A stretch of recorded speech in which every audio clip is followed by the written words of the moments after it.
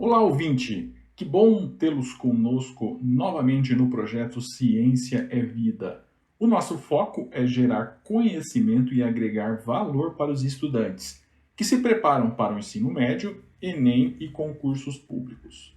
O projeto Ciência é Vida também está presente no LinkedIn e no Spotify. Nos sigam por lá. Hoje nós trouxemos um conteúdo na área de física, sub-área cinemática, especificamente os conceitos associados ao movimento uniformemente variado, o MUV, e essa é a parte 2 do conteúdo.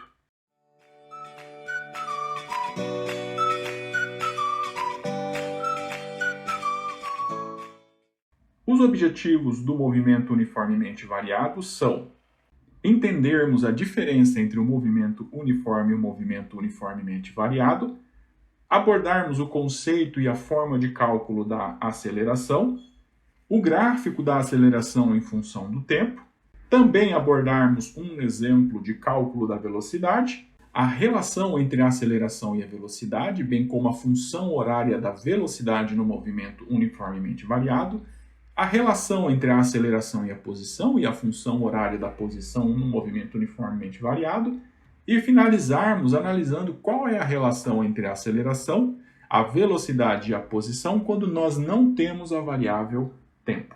No primeiro conteúdo nós já abordamos os 4 primeiros itens e no segundo conteúdo nós abordaremos os 3 últimos itens, que são as relações entre a aceleração e os demais parâmetros físicos no movimento uniformemente variado.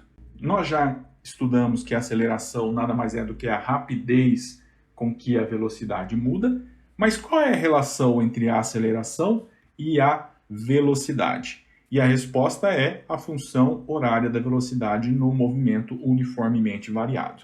Nessa função horária, nós temos que a velocidade final é igual à velocidade inicial, mais a aceleração vezes o tempo. Essa é uma das principais funções do movimento uniformemente variado.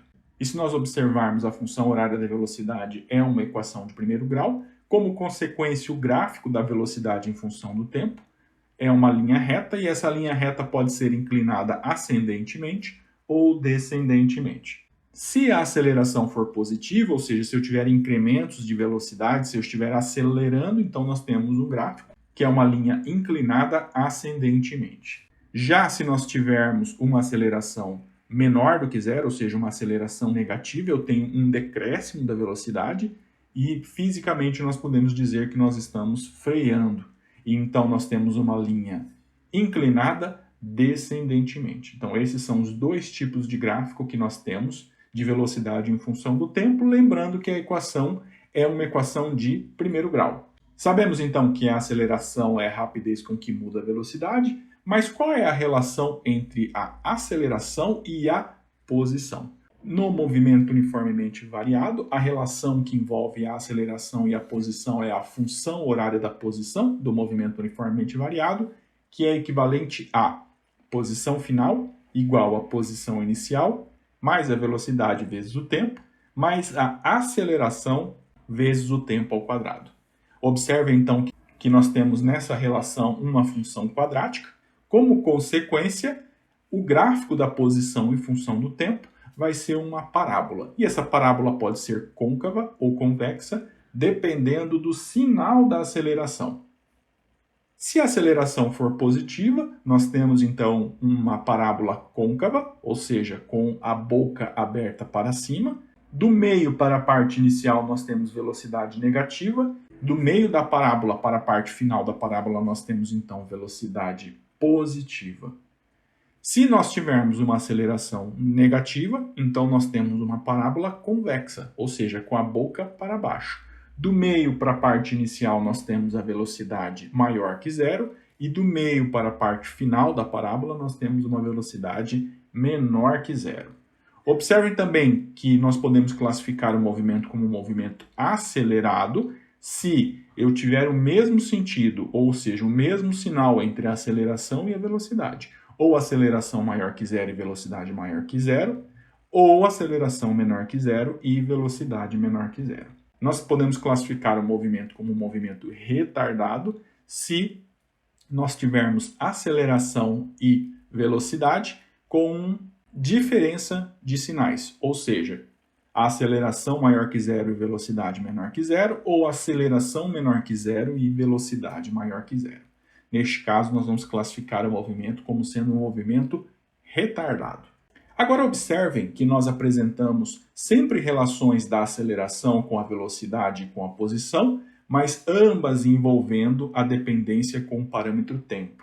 Será que não seria possível encontrarmos uma relação entre a velocidade e a posição e a aceleração, porém que não houvesse uma dependência do tempo? E a resposta é que sim, essa relação é conhecida como equação de Torricelli para o movimento uniformemente variado. Nesse caso, nós temos a velocidade final ao quadrado, sendo igual à velocidade inicial ao quadrado, mais 2 vezes a aceleração, vezes a variação da posição, ou seja, a posição final menos a posição inicial. Essa equação é a equação de Torricelli. Então, a equação de Torricelli nada mais é do que uma combinação entre as funções horárias da velocidade e da posição, de tal forma a eliminarmos o parâmetro tempo. Observem também que nós estamos falando de movimento uniformemente variado e isso independe da trajetória, mas quando nós temos uma trajetória na forma de linha reta, nós podemos classificar o movimento como sendo um movimento retilíneo uniformemente variado. Para exemplificar todas essas relações, nós temos uma questão da Unifesp.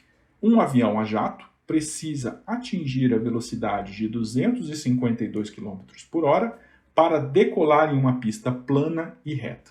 Para uma decolagem segura, o avião, partindo do repouso, deve percorrer uma distância máxima de 1.960 metros até atingir aquela velocidade.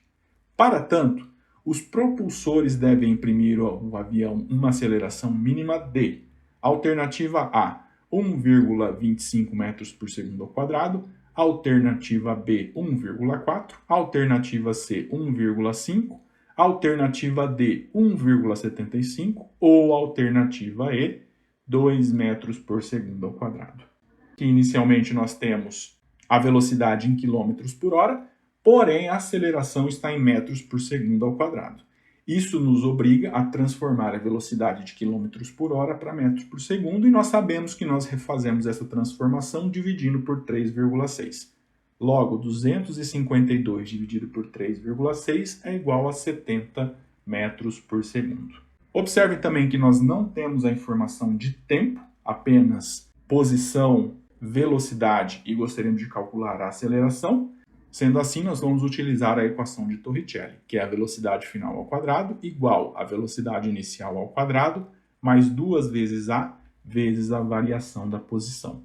A velocidade final que o avião tem que atingir é 70 metros por segundo, então 70 ao quadrado. A velocidade inicial é zero, uma vez que ele partiu do repouso. Partir do repouso é velocidade inicial igual a zero, mais 2 vezes a aceleração que eu quero calcular, vezes a variação da posição. Ou seja, eu preciso andar com o avião no máximo 1.960 metros.